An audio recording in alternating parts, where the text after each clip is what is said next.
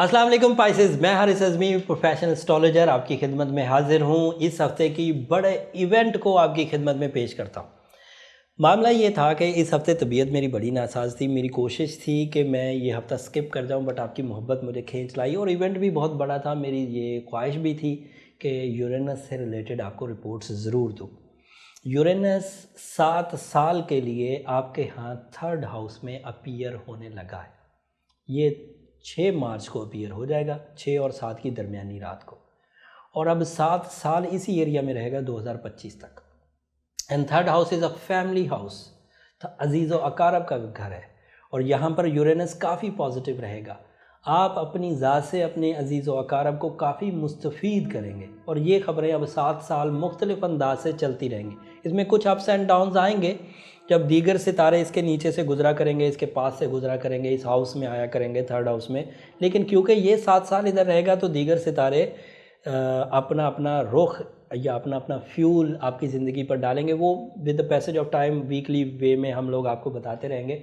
But Uranus की research आपको ज़रूर करनी चाहिए कि अगर यूरेनस स्पाइसेस के लिए 3rd हाउस में हो तो क्या क्या करता है। कुछ आप भी कोशिश करिए इस नॉलेज को ढूंढने की जो आपके वसाइल हैं। बट मैं इस फोरम पर astro James official YouTube channel पर आपको गाहे बगाहे इससे आगाह करता रहूँगा।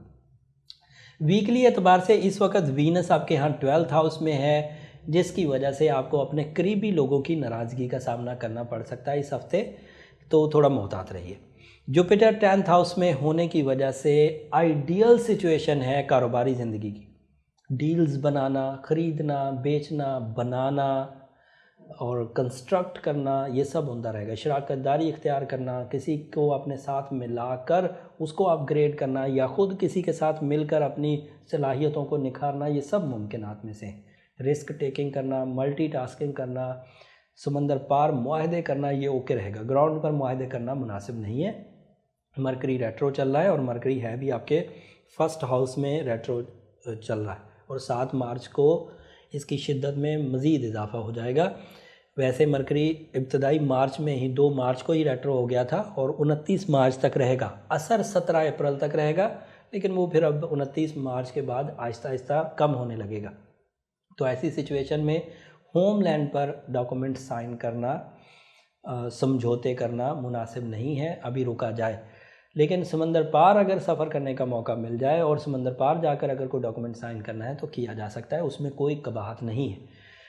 ओवरऑल यही सिचुएशन थी। वीनस 12th में था, जुपिटर 10th में था, मरकरी 1st में है और यूरेनस और मार्स 3rd हाउस में है। यही सिचुएशन इस हफ्ते चलेगी। इस हफ्ते में कुछ चीज़ें आपके लिए बहुत मुस्बत हैं, जैसे जुपिटर का पॉजिटिव होना, जैसे मार्स का 3rd हाउस में होना, जैसे यूरेनस का 3rd हाउस में होना, ये काफ़ी पॉजिटिव है। और इस पॉजिटिविटी से तालीमी मैदान वाले लोगों को, मोहब्बत का इजहार करने वाले लोगों को, शादी करने वाले लोगों को, जॉब के हसूल की कोशिशें करने वाले लोगों को फ़ायदा है। सेहत और तंदुरुस्ती भी मिलेगी।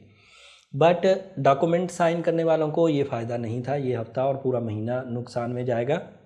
और उसके अलावा वीनस के 12th हाउस में होने की वजह से मोहब्बत वाले मामलात भी जिनके साथ लिंक बन चुके हैं उसमें थोड़ी कमी रहेगी और वहाँ आपका फ़िक्र थोड़ा इजाफे में चला जाएगा। तो मिला जुला सा रुझान है पाइसेस के लिए इस हफ्ते। इसको थोड़ा सा आपको समझ कर चलना होगा। उम्मीद करता हूँ ये वाली इन्फॉर्मेशन से ये हफ़्ता आराम से गुजर जाएगा। बीच में तबीयत ने अगर इजाज़त दी तो एक और वीडियो इन्फॉर्मेटिव वो भी बना दूंगा, लेकिन अगले हफ्ते जो वीडियो आपको हफ्ते को मिलेंगी वो इंशाल्लाह तफसील वाली होंगी और उसमें यूरेनस का जिक्र एक दफ़ा दोबारा फिर करूँगा।